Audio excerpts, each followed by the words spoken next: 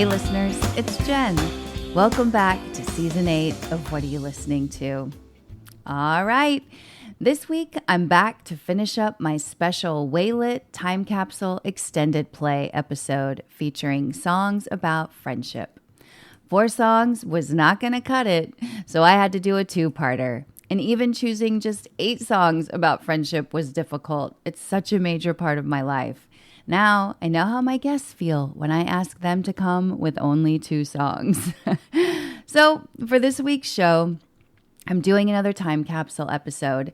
For those of you that haven't listened to a What Are You Listening To Time Capsule episode yet, it's exactly what it sounds like. Time Capsule episodes consist of bits and pieces, thoughts and emotions in the form of songs that are meant to evoke a certain time, place, or life phase. Also, Time Capsule episodes are not interview style. They're simply meant to create a vibe or mark an audio moment in time. So sit back, relax, and enjoy. Part 1 of this time capsule focused on songs from my early childhood to early school years, the songs that were important in my formative years.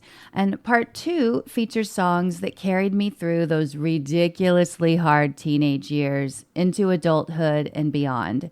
Some of them, you'll see, are still with me today. Actually, all the songs on the friendship playlist are still with me today, but these are more recent songs about friendship in my life than those from part 1. Which songs made the cut? You're about to find out. And as you listen, if any of these songs are new to you, don't worry. I'll publish a playlist with the episode so you don't miss a beat. All right, let's get going with part 2. We're going to kick this off, and I know I'm immediately going to have lots of eye rolls. Well, maybe not. I don't know. I'm assuming the worst here. Let's not do that. Maybe lots of people are going to love this one, but hear me out. I'm going to tell you a little story. So we're going to go on. So again, since this is a 2-parter, we're going to call this track 5, even though it is the first song on the playlist for this week. This will be track 5 on our 2-part playlist. So track 5 this week is a song called Wind Beneath My Wings by Bette Midler. So I'm going to give you a twofer here. You're going to understand in a minute when I reveal track 6, what I've got going on here. But I'm starting with Wind Beneath My Wings because it's from one of the quintessential films to me about female friendship, a movie called Beaches. It starred Bette Midler and Barbara Hershey, and again, was just one of those films that instantly resonated. It was, what we used to call water cooler talk back in the day. It was a movie that everybody was talking about. All the females that I knew were going to see it 1, 2, 3, 4 times, crying. And so again, this was another film that was kind of a phenomenon, at least for women, at least the women in my life. And I probably go back and watch Beaches, I would say, I don't know, once every 2 or 3 years. And like Grease, we talked about Grease in part 1 and how formative that was for me. Beaches still really holds up, and the message is still resonant, and it still holds a special place for me. The movie and the song both came out in 1989, and like I said, both were instant classics. The song was written actually in 1982 by a songwriting team called Jeff Silbar and Larry Henley. Several years earlier, the story goes, Henley had written a poem with the same title for his ex-wife. And one day, when the two guys sat down, they were actually sitting down to write a song for Bob Seger. Silbar saw that Henley had written that line on his legal pad and was inspired by those words to go ahead and write the song, Wind Beneath My Wings. And so apart from the title, the song did not incorporate any of the text from the original poem. Henley wrote the lyrics and Silbar wrote the music. So it just, again, that's that one line, Wind Beneath My Wings, was the inspiration and took off from there. So again, that was a fun fact that I never knew about this song that I've loved and listened to for a very long time. But Bette Midler's version spent number 1 It spent 1 week at #1 on the U.S. Billboard Hot 100 in June of '89. It won Grammy Awards for both Record of the Year, Song of the Year in February of 1990.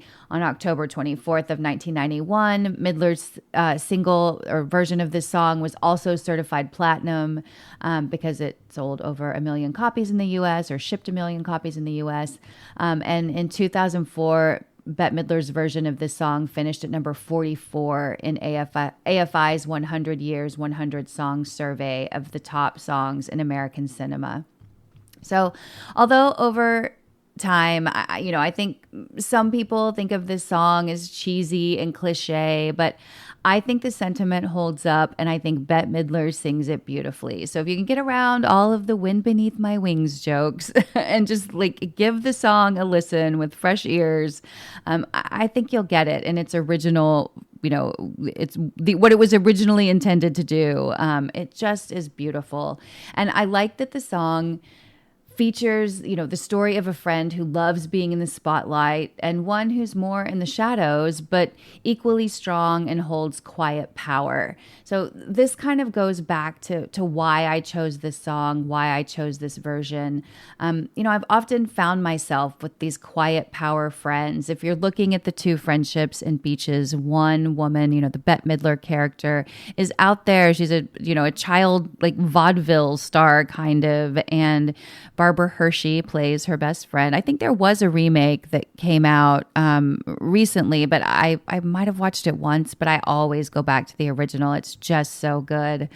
And the Barbara Hershey character is from this very wealthy family in San Francisco, and she has expectations, and she lost her mother early. And, the Bette Midler character lives in New York and, comes from a loud family, and she tortures her mother kind of on the daily. And so these girls could not be more different, yet they form this beautiful bond.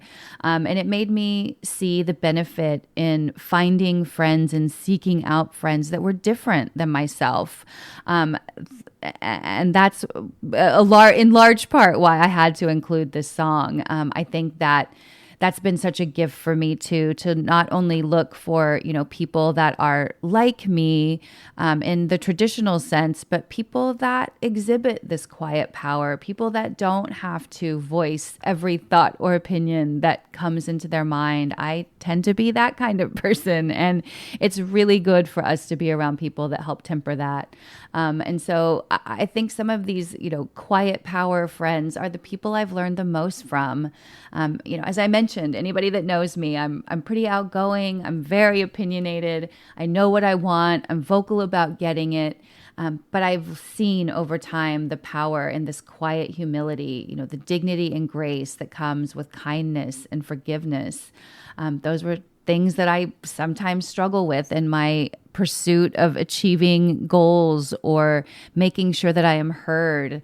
I think sometimes it comes across as unkind, and sometimes I am quick to hold a grudge. And watching these quiet power friends in my life, these wind beneath my wings friends in my life, has really showed me that kindness and forgiveness can get you a long way, even if I am unable to practice that as often as I'd like. And I should give myself some slack. I'm much better these days than I was in my younger days. But I'm just so grateful to see this, moral beauty in my friendships all the time. And I think that that's one of the things that I believe, actually, whenever thinking about awe and wonder, that's one of the things that inspires it, is seeing moral beauty. And I think there's so much moral beauty in these quiet power friendships. And I just really want to thank all of my quiet power friends. You know who you are. And to them,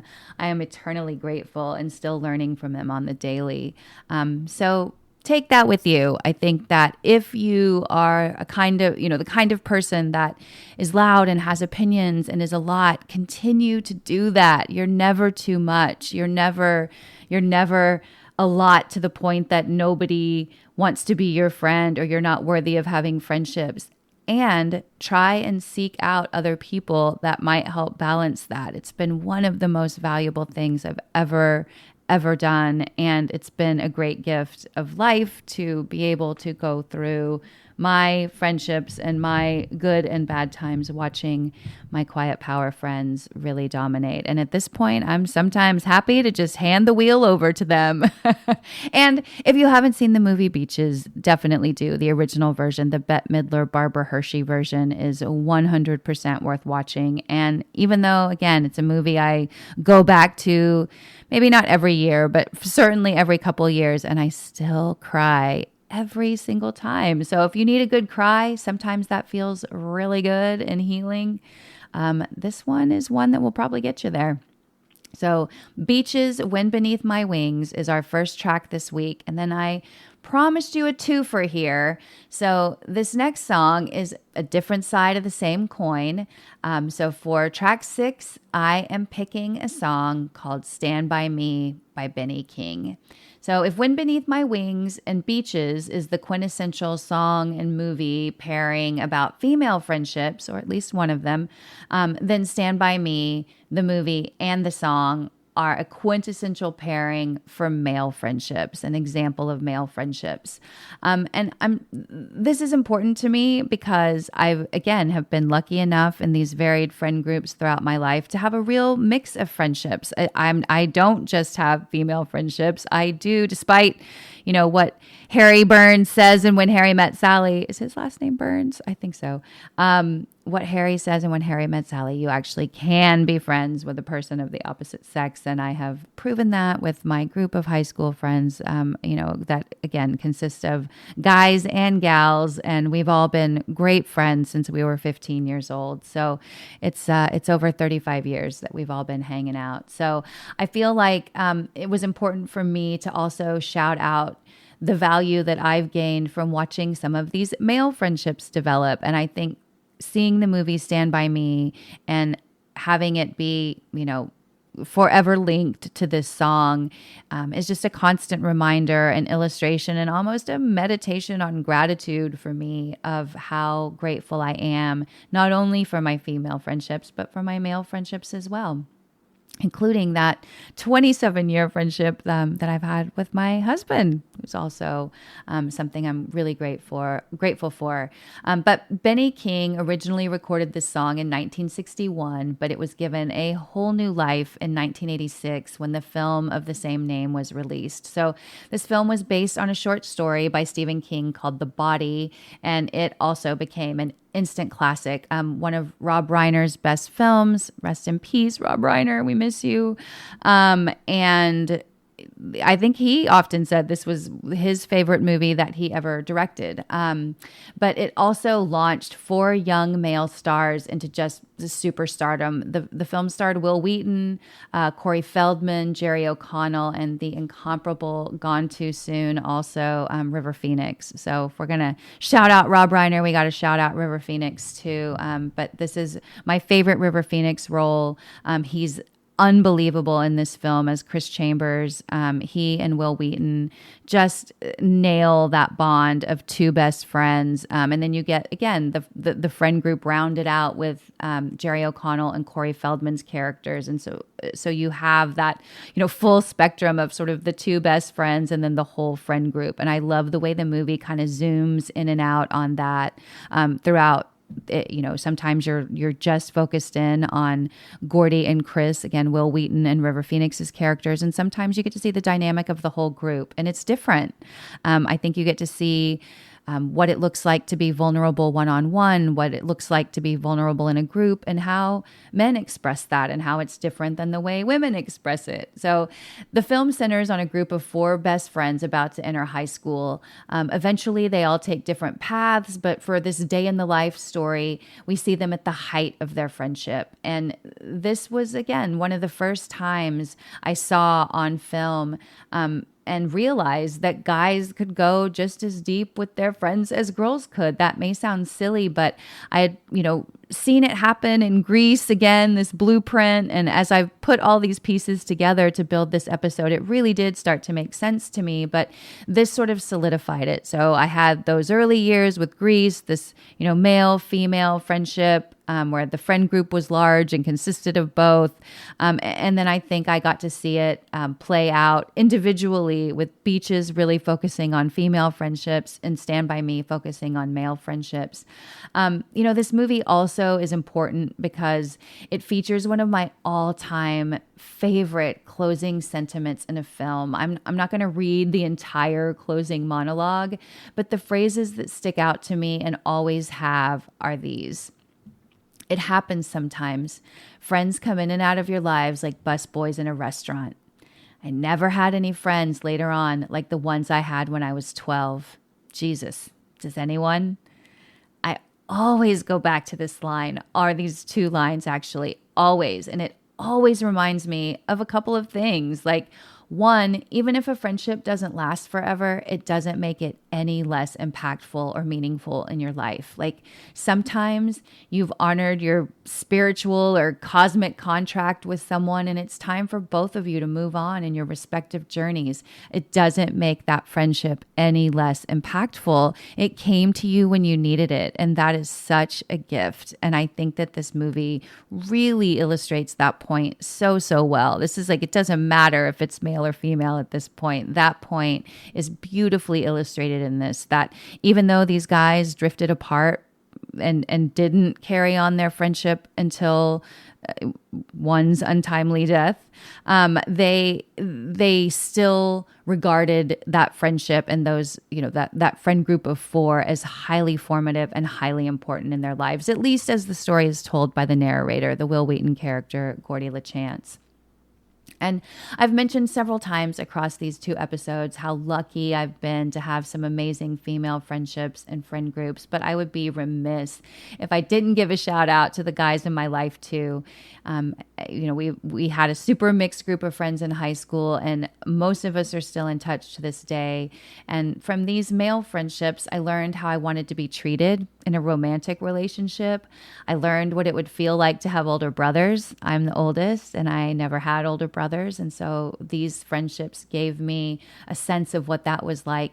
And I've learned to love without judgment. I think that my guy friends are so open, and, they are, anybody can come in the friend group. Yeah, it's cool. Where I think women tend to be a little more closed off sometimes, at least in my experience. We're a little more guarded. We can be a little more judgy, especially, in the early days, not so much now. It's something I really try and be aware of. But I really did, those early male friendships really opened the door for me to think like, oh, I don't have to judge every single person that walks through. I can also just accept this person in and see how it goes. And so for that, I'm grateful. I'm grateful to both of these movies, Beaches and Stand By Me, and their, respective songs for getting me through some hard times and teaching me some lessons about what friendships can look like, and how they can come and go, and how they can rekindle, and how if they don't, that's fine too. It doesn't make the friendship any less valuable. All right. We're going to keep trucking. We're rounding out the playlist here. So for track 7, we are going back to another movie song. This is a theme, right, with me. Lots of songs from movies. But if you know me, or if you've ever listened to this show, you know that movies and music are almost inseparable for me. So this next track, track 7, will be a song called Part of Me, Part of You by Glenn Frey. This song comes from another amazing film about female friendships, Thelma and Louise. Thelma and Louise came out in 1991. It was directed by Ridley Scott, who, had made Alien, Gladiator, Blade Runner. He hadn't made Gladiator yet, actually, but Alien, Blade Runner, Gladiator coming later, just to name a few. And it was written by the amazing Callie Corey, who went on to create the TV show Nashville.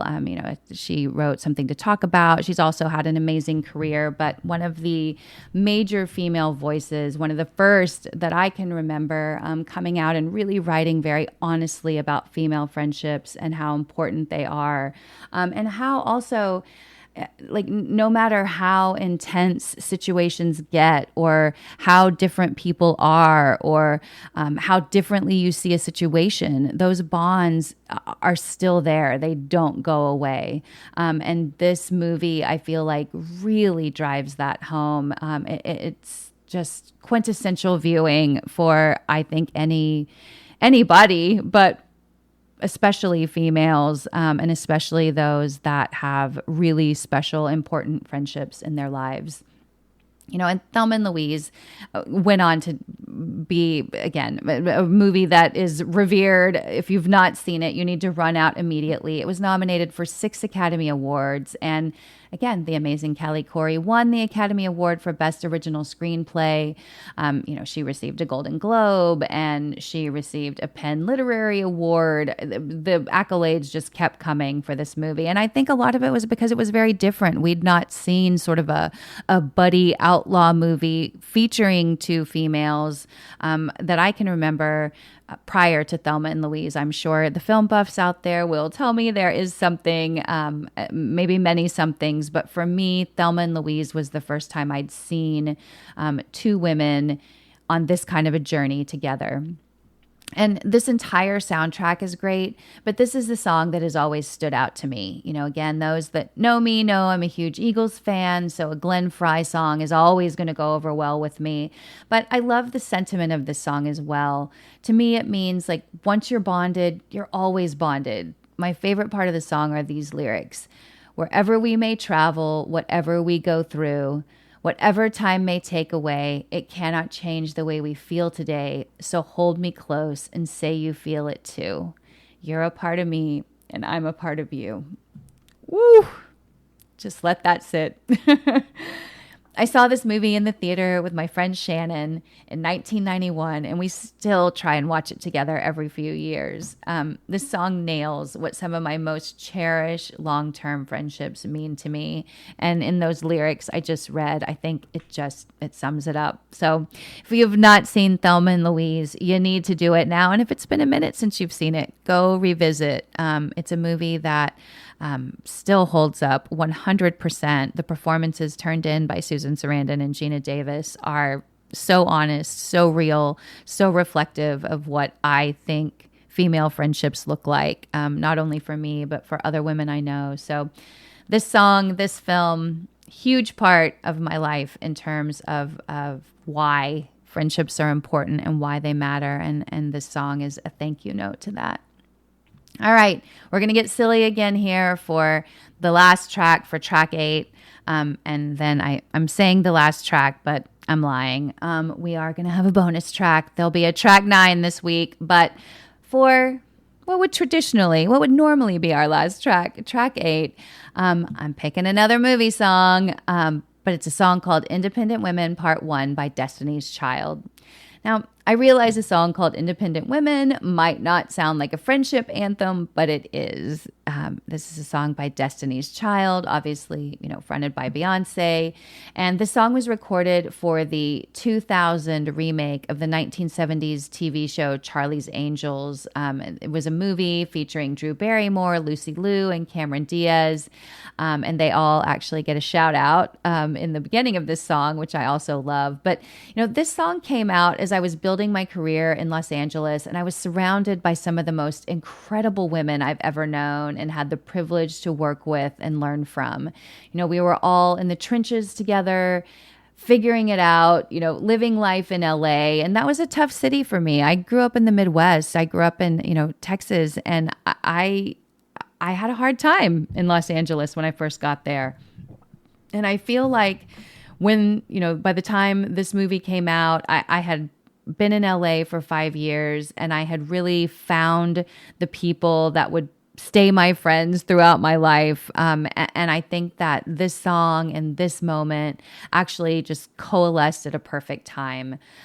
The years that I was working in Hollywood were the years that have now spawned the Me Too movement. So those were days when female friendships mattered on a whole other level. It wasn't just, the growth and the career advancement that I was seeking from these female friendships. In some ways, I'm not being dramatic. It was protection. You know, we needed to look out for each other.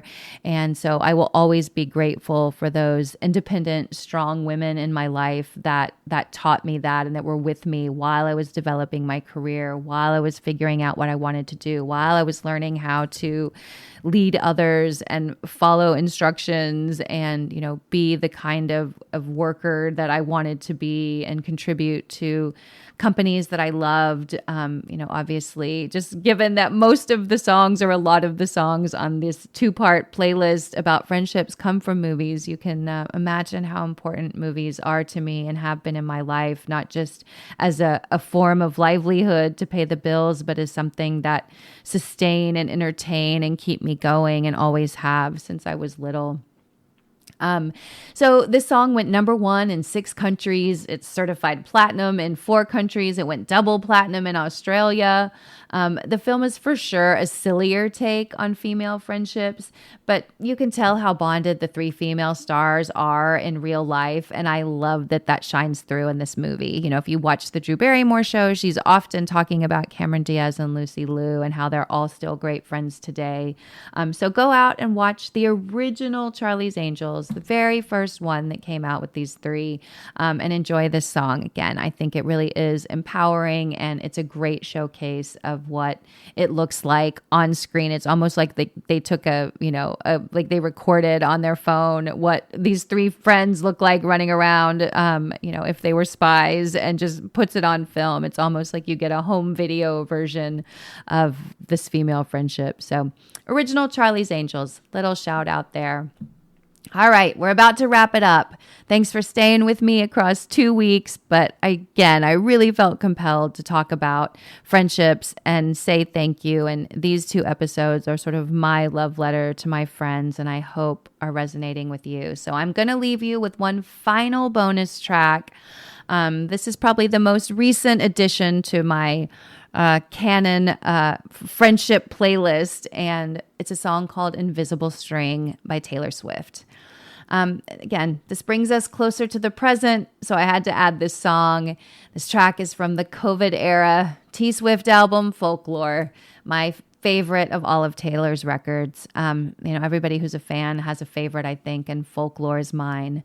COVID was such a hard time. The isolation was almost unbearable for me. My friends, like I've said and hopefully illustrated throughout this episode, are so important, and not being able to see them and hang out as regularly as we were used to doing was really hard. But the text threads, the Zoom happy hours, the long phone calls with my pals got me through, and so did this album. This song in particular, I just love the story. I've also always loved, like, I'm air quoting here, but the folklore around, the inspiration for this song. It comes from East Asian folklore, this invisible red thread of fate, which ties soulmates together throughout their lives, even if their paths have yet to cross. And I just love that idea. I like the idea, too, that Taylor takes it to a new place. I think in my mind, I think about all of the red strings being my platonic friendships, and a single thread of gold being my marriage to my friend and partner of 27 years. And so there's just not really much else to comment about this one. I think that this song says it all. And I'm so glad, whether it's fate or conscious choice or good fortune or a combination of all of them, I am so, so grateful for these songs, for showing me, reminding me, pointing me in the direction of a true north for me, which has always been finding these friendships that are going to get you through the good times, the bad times, all of it. And so I couldn't leave this playlist without including Invisible String. Well, that concludes our 2-part episode on songs about friendship. So I have to close this out by saying to all of my childhood friends, thank you for helping me build a strong foundation for what friendships could look like. To my high school posse, you all mean everything to me. I would not make it through life without you. To my husband, your friendship and support over the last 27 years have created some of the best memories and proudest accomplishments of my life. To the work friends I have collected over the years, you have made the impossible doable, and I've learned as much from my work friendships as any others. To the friends that have gone their own way, thank you for being a part of my journey. I hope our paths cross again if fate will have it.